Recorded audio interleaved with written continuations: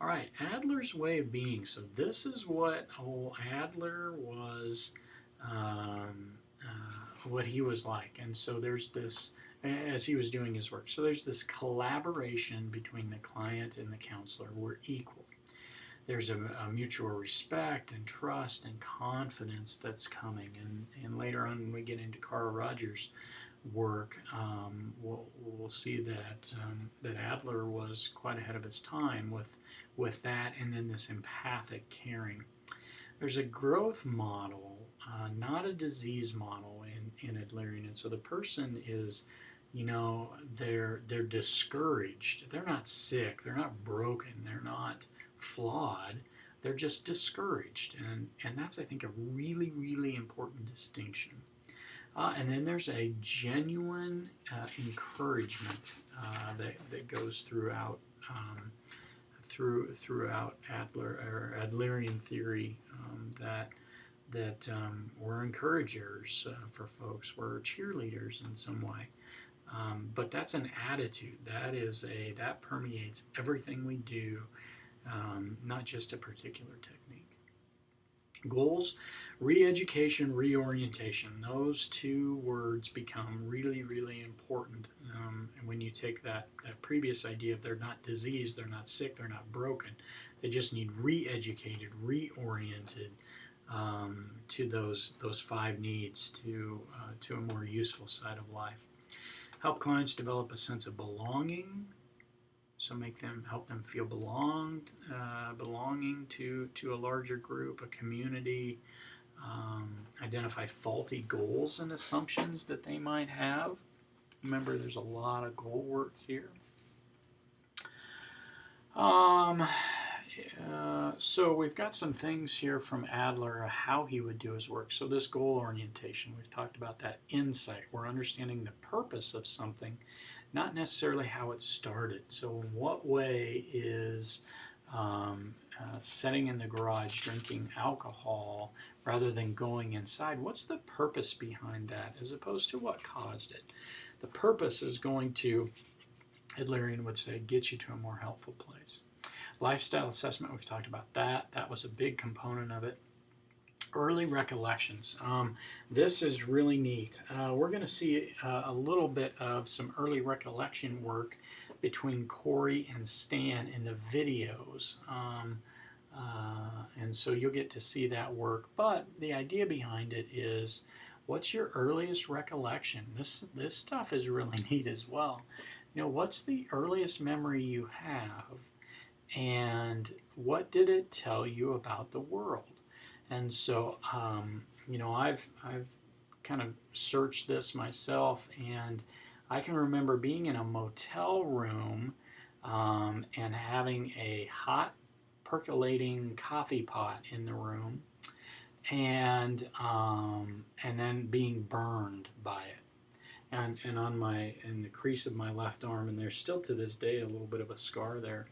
And so I've asked around, I've asked my mom and tried to see how old I was. And what I learned is I was probably somewhere around 2 years old, she said. And so in that instance, that happened. But I can remember having my arm run over cool water and wiping my tears and sitting on my mother's lap and being rocked back and forth. So I was soothed, I was calmed.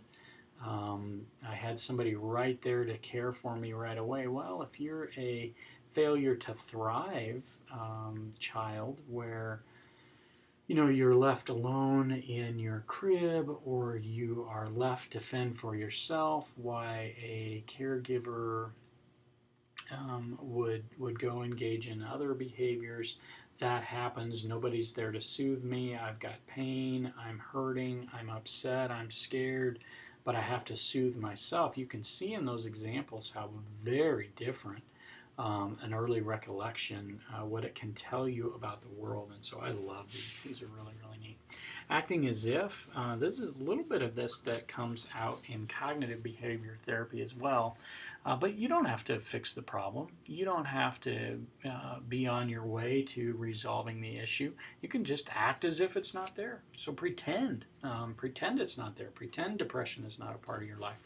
Act as if you don't have anxiety. And so that one's really cool too.